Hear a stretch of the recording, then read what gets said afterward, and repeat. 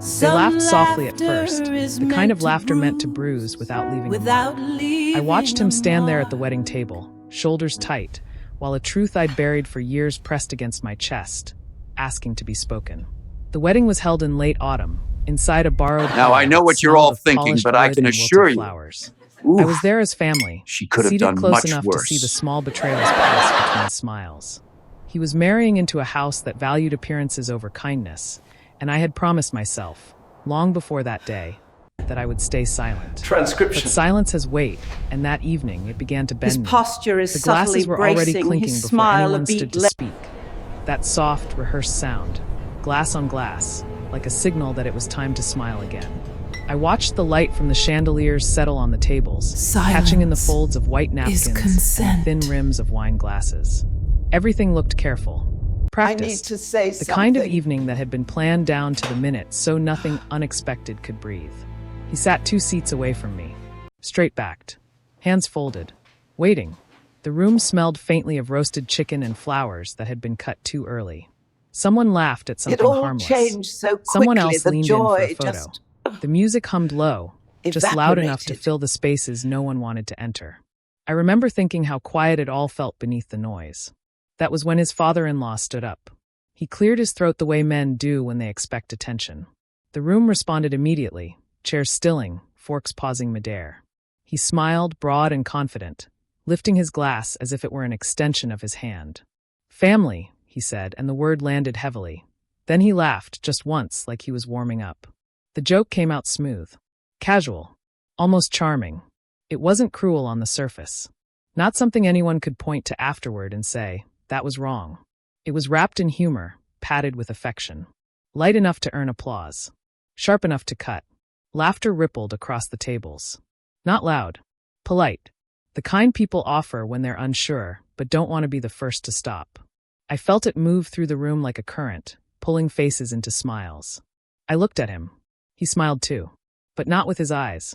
His mouth lifted automatically, as if trained for moments like this. His eyes stayed fixed on the table, on the pale crease in the linen cloth, on anything but the man speaking.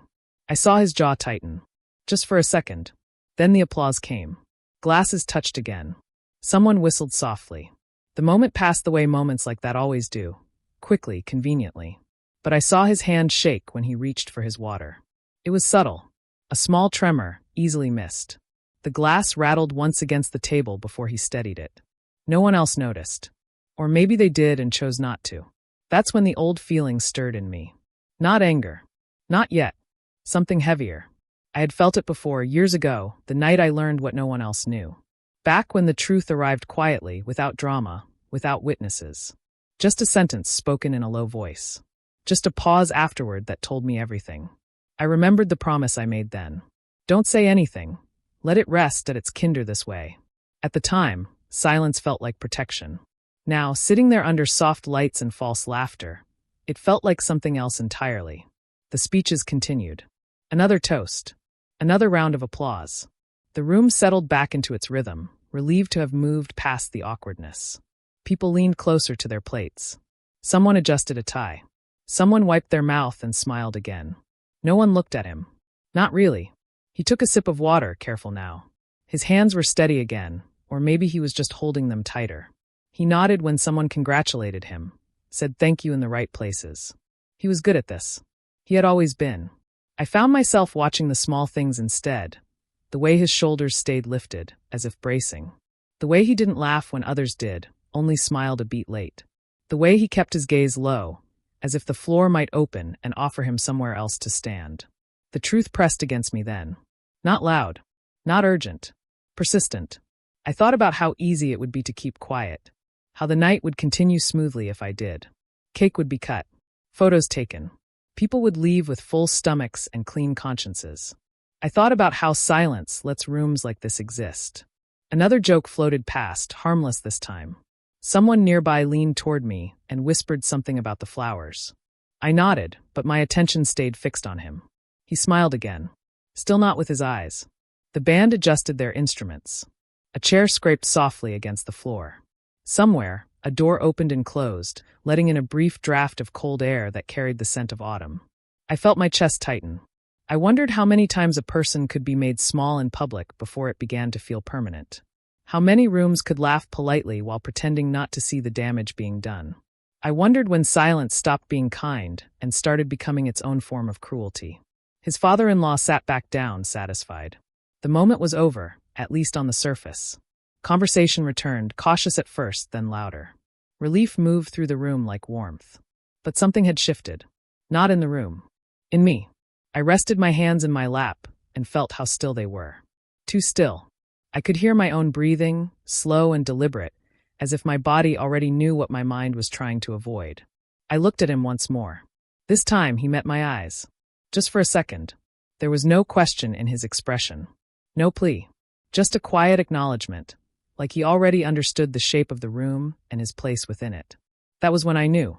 The polite laughter hadn't ended anything. It had only opened the door. And I wasn't sure how much longer I could stand there, holding a truth that no longer wanted to be silent. The speeches kept coming, one after another, like footsteps in a hallway you can't leave. Each voice rose, thanked, joked, sat down. The room breathed between them. I let my eyes drift to the window at the far end of the hall. Outside, dusk had settled into evening. The glass reflected the room back at itself, tables, faces, light folded over light. For a moment, it felt like watching this night from underwater. Everything slowed. Sound dulled. Memory crept in. Winter always does that to me. I thought of those evenings years ago, when winter pressed against the house, so hard it felt personal. Snow piled quietly at the windows. The furnace clicked on and off, never quite catching up. We sat at opposite ends of the room then, wrapped in separate silences, cups cooling in our hands. That was when the truth found me. Not loudly, not with tears or raised voices. It arrived the way some things do, plain, almost polite. A sentence spoken once. A pause afterward that asked me not to repeat it. I remember staring at the floor, at the thin crack in the wood that ran like a fault line between us. Nothing dramatic happened next, that's what made it heavy. I understood immediately that knowing meant choosing. Speak, and break something that could never be repaired. Stay quiet, and become part of it. Silence felt like the gentler option then. I told myself it was protection, that it would keep peace where peace was already fragile. I told myself some truths didn't belong to the light, that they would only bruise if handled. Too openly. So I folded it away, tucked it into the quiet places of my life. Back in the reception hall, another speech drew applause. Someone clinked a spoon against a glass. Laughter followed, easy and relieved. The room wanted to keep moving forward. I watched him again.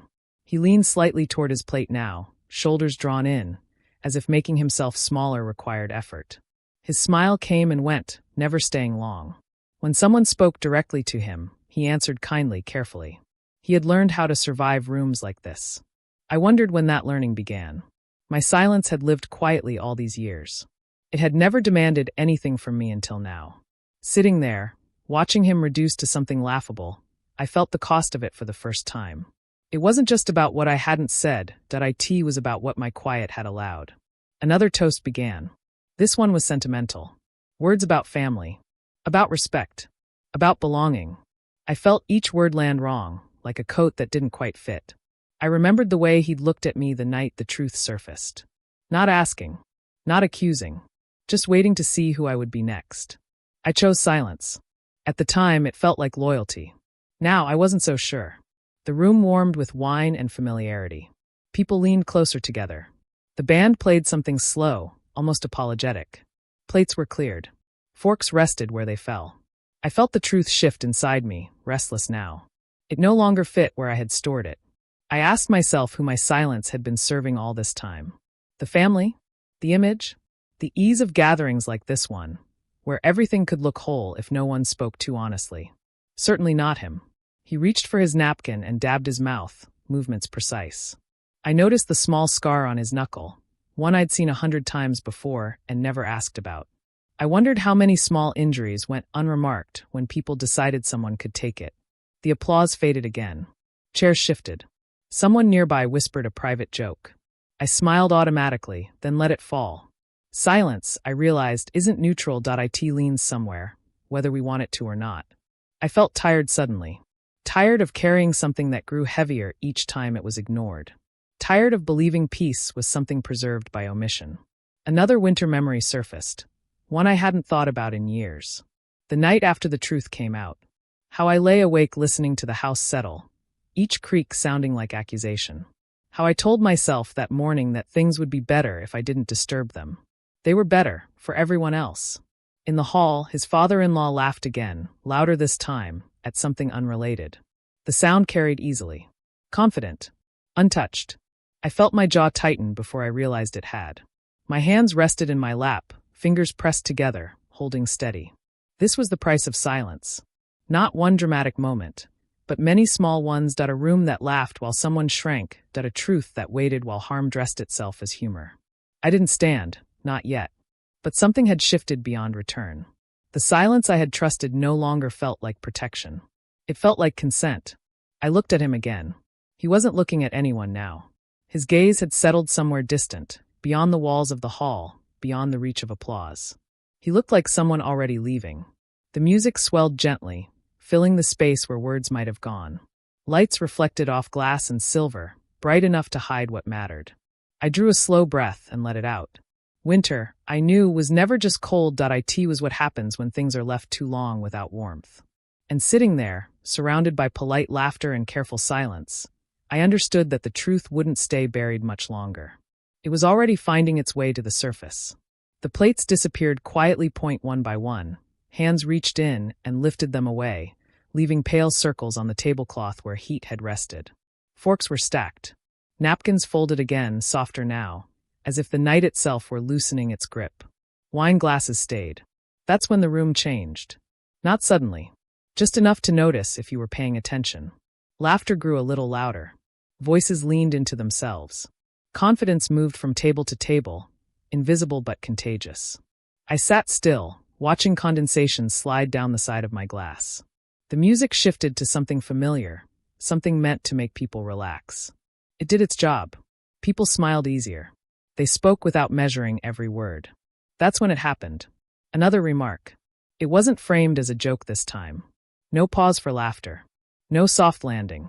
It came out deliberate, almost thoughtful, as if it had been waiting for the right moment to be said aloud. The words didn't carry far. They didn't have to. I felt the air change around me. Even the band seemed to hesitate, a half-beat lost before finding its place again.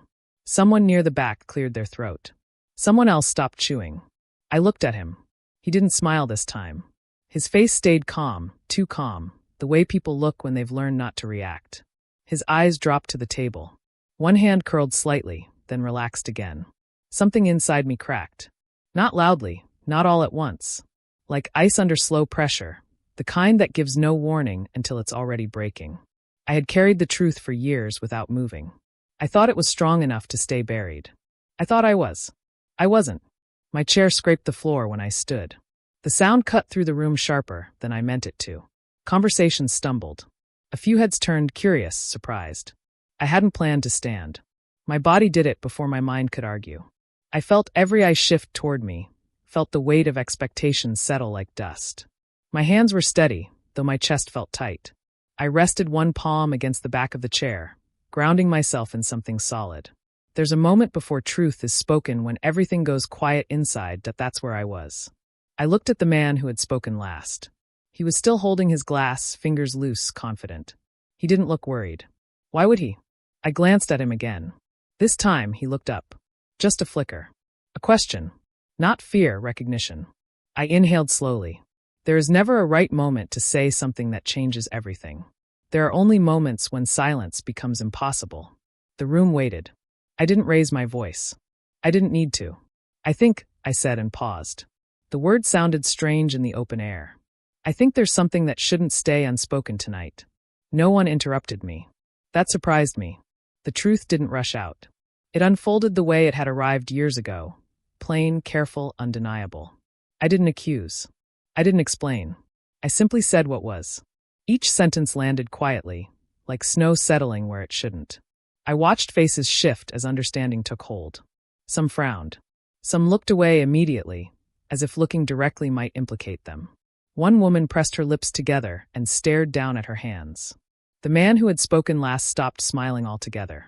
He opened his mouth once, then closed it again. His glass hovered in midair, forgotten. The room didn't erupt. It sank. The band fell silent without being asked. A chair creaked as someone shifted their weight. Somewhere, a glass clinked softly against a table and then stilled. I felt lighter with every word, though my legs trembled now. The truth had weight, but carrying it alone had been heavier. When I finished, no one spoke right away. Silence filled the room, thick and unkind, but honest. I looked at him again. He was watching me closely, not with surprise, but with something like relief. His shoulders lowered just a fraction. He didn't smile. He didn't need to. The man across from me finally cleared his throat. "I didn't know," he said, though it sounded more like a statement than an apology. I nodded once. That was enough. Someone pushed their chair back and stood, murmuring an excuse. Another followed.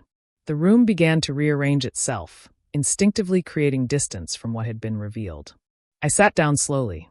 The chair made no sound this time. My hands rested in my lap, warm, tingling. I realized then how cold I'd been before, how long I'd held myself still to avoid feeling anything at all. The music didn't return. The lights felt brighter without it. Across the table, he finally exhaled. It was the smallest sound, but I heard it. He turned toward me and nodded once, gratitude flickering briefly in his eyes before settling into something steadier. Not happiness. Relief. The room never fully recovered its rhythm after that. Conversations resumed in fragments. Laughter didn't find its way back easily. The night continued, but differently now, as if everyone were aware of the space where truth had passed through. I stayed seated, listening to the quiet. There are moments that split time cleanly in two, before and after. You don't always recognize them until later. But I knew this was one of them. As people began to gather their coats and the night thinned around us, I looked toward the doors. Cold waited outside. Winter, honest and unyielding. I felt ready for it, because some things, once spoken, cannot be taken back into silence. And I knew, as the room emptied and the truth settled into its place, that the next moment would belong to what came after the breaking. The room felt smaller once the words began to settle, not quieter, just closer, as if the walls had leaned in to listen. I stayed standing, though my legs had started to ache. I didn't shift my weight. I didn't clear my throat again. I let the silence do what it needed to do. The truth had already left my mouth. There was no calling it back. I spoke the way I'd learned to speak when something mattered. Slow, even, without decoration. I didn't reach for anger. I didn't reach for mercy either. I just told it the way it had happened, the way it had always been. Faces changed as I talked. Not all at once. One by one. A smile stiffened, then disappeared. Brows drew together. Someone tilted their head, confused, as if the room had shifted without warning. The easy amusement that had filled the air minutes earlier thinned, then vanished entirely. Laughter went first. It always does. The whispers followed soon after, soft, uncertain, like people checking the ground beneath their feet. A woman near the window pressed her lips together and looked down at her purse. A man across the table stared at his hands as if they belonged to someone else. No one interrupted me. That surprised me too. I kept my voice level. I didn't rush. I didn't pause for effect. The truth didn't need help standing. As I spoke, I noticed small things I might have missed before. The hum of the lights overhead. The faint squeak of someone's shoe against the floor. The way the band members had set their instruments down, one by one, without being asked. I wasn't performing, I was unburdening. When I reached the part one had carried the longest, the part that had lived quietly in my chest for years, I felt my breath catch just once. I let it. Then I went on. I didn't accuse anyone by name. I didn't point. I didn't demand apologies. The truth doesn't need an audience willing to clap. It only needs space. He turned toward me then. I felt it before I saw it, the shift of his attention like warmth on skin. When our eyes met, his were searching, not for answers but for confirmation, for something solid to stand on. I gave him a small nod. That was all. Around us, the room stayed suspended in that strange in-between, after laughter, before response. No one knew what to do with their hands. Glasses sat untouched. Chairs felt suddenly too loud to move. The man who had spoken earlier, the one whose words had pushed me to my feet, looked unsettled now. He stared at me openly, then glanced around as if waiting for someone else to step in and fix it. No one did. The story everyone believed had cracked. And once cracked, it could no longer carry the weight placed on it. I finished speaking and let my hands fall to my sides. They were warm. That surprised me. I had expected them to be cold. Silence settled again, heavier this time, but honest. Someone coughed softly. Another person shifted in their seat. A chair creaked like it remembered other rooms, other moments when truth had passed through and left the air changed. I looked around, really looked, at the people who had filled this night with polite laughter and careful words. Some met my gaze. Most didn't. It wasn't shame I saw there. It was reckoning.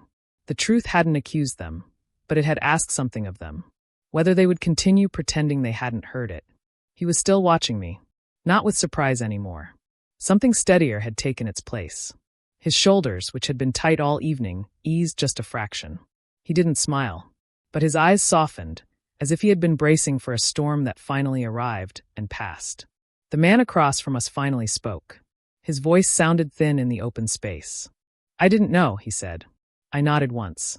"I know," I replied. That was all that needed to be said. People began to move then. Slowly, carefully. A woman stood and murmured something about fresh air. Another followed, gathering her coat though the room was still warm. Conversations restarted in fragments, none of them loud enough to reclaim what had been lost. The wedding hadn't ended, but it had changed shape. I sat down at last. The chair welcomed me back without complaint. My legs trembled now that I'd stopped holding myself upright, but the feeling passed quickly. Across the table, he leaned closer, not enough to draw attention. "Thank you," he said quietly. 2 words. Barely more than breath. I looked at him and nodded again. My throat felt tight, but not in a painful way. In a way that suggested something had finally loosened. The band never picked the music back up. Someone dimmed the lights a touch, as if instinctively matching the room's new tone. Plates were cleared again, this time without ceremony. I watched as the truth settled into the spaces it had been denied for so long. It didn't explode. It didn't demand anything dramatic. It simply stayed. That's the thing about buried things. When they surface, they don't arrive clean. They come up carrying the weight of time, of pressure, of everything placed above them. But once they're out, they can breathe. As the night thinned and guests drifted toward the doors, I stayed seated, listening to the quiet rearrange itself. Outside, I knew the air would be cold. Honest. Unforgiving in its clarity. I felt ready for it, because the story that had held this room together was gone now. And whatever came next would have to be built on something real. I watched him stand and gather his jacket. He paused, looked back at me once more, and gave a small nod, something between gratitude and resolve. The truth had been spoken. What remained was what would grow in its place. The room didn't break apart when it was over. It simply went still. Not the kind of stillness that comes after anger. No slammed doors, no raised voices echoing down a hallway. This was heavier than that. A quiet that settled in layers, like dust after something old has been disturbed. People lingered at their tables longer than necessary. Some stood and then sat back down again, unsure what motion would be appropriate now. The lights hummed softly overhead. Glassware reflected faces that no longer quite knew what expression to wear. A few guests left early. They gathered their coats with careful movements, murmuring apologies that didn't reach anyone in particular. Hugs were shorter. Goodbyes softer. The doors opened and closed more often than before, each time letting in a breath of cold air that felt honest by comparison. Others stayed. They talked, but not about what had happened. They spoke about the weather, about traffic, about work the next morning. Their words moved around the truth like furniture pushed against a closed door. I stayed seated for a while, hands folded in my lap. The chair felt familiar again beneath me, as if it had forgiven the noise it made earlier. My body felt lighter now, but tired in a deeper way, like something long held had finally been set down. Across the room, he moved carefully among the remaining guests. Not withdrawn, not emboldened either, just present. People addressed him differently now. A pause before speaking. A gentler tone. Some offered congratulations again, quieter this time, as if meaning it more carefully. Respect rearranges itself when the truth is no longer optional. I watched him thank people politely, nodding where nods were expected. He didn't linger too long with anyone. His smile appeared briefly, then faded, but this time it reached his eyes before leaving. Eventually, the room thinned enough that the noise softened into something manageable. Chairs scraped lightly as tables were cleared. Someone turned the lights down a notch, instinctively matching the mood. That's when he came to me. He stood close, but not too close, as if giving space was part of the new understanding between us. His hands were tucked into his jacket pockets. He looked tired. "Thank you," he said. Just that. No speech. No explanation. No attempt to fill the silence with more than it needed. I looked up at him. The words pressed against my throat again, but I didn't let them spill. Instead, I nodded once, slow and deliberate. "You're welcome," I said quietly. He hesitated, then added, "I didn't know how heavy it was until it wasn't." Neither had I. He lingered a moment longer, then moved away, leaving the space between us intact. That felt right. Some things don't need to be closed with conversation. I stood not long after. My coat hung over the back of the chair, cool against my hands as I slipped it on. The room felt different now, no longer charged, but not settled either. Like ground after a storm, waiting to see what would grow. I made my way toward the exit slowly. The floor creaked beneath my steps, a sound I'd noticed earlier but ignored. Now it felt like punctuation. At the door, I paused. Behind me, the wedding continued in its altered shape. Laughter surfaced once or twice, tentative. Someone clinked a glass and then thought better of it. Life adjusting. I pushed the door open. Cold air rushed in, sharp and clean. It caught in my breath, waking me fully. Outside, night had settled deep and steady. The parking lot lights cast long shadows across the pavement. Frost glittered faintly on the edges of cars. I stepped out and pulled the door closed behind me. The sound was soft. Final. I stood there for a moment, letting the cold press against my face. It felt earned. Honest. My breath fogged the air in front of me, proof that I was still very much here. I thought about how many years the truth had waited. How patient it had been, sitting beneath politeness and good intentions.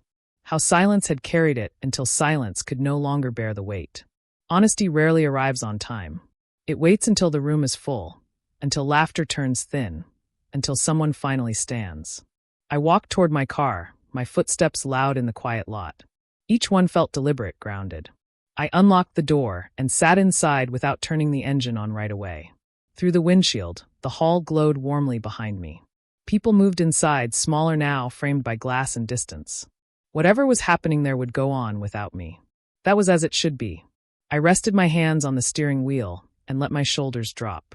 The night wrapped itself around the car, calm and unyielding. Somewhere in the distance, a dog barked.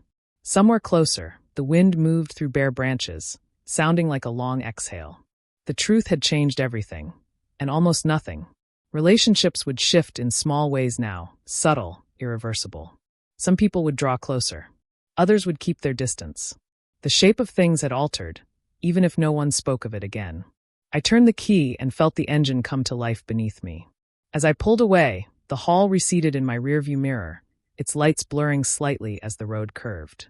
I watched it until it disappeared, then turned my eyes forward. Silence filled the car, but it was a different kind now. Not the silence that hides. The silence that holds. And driving into the dark, I understood something I hadn't before. Truth doesn't come to end things, IT comes to make room.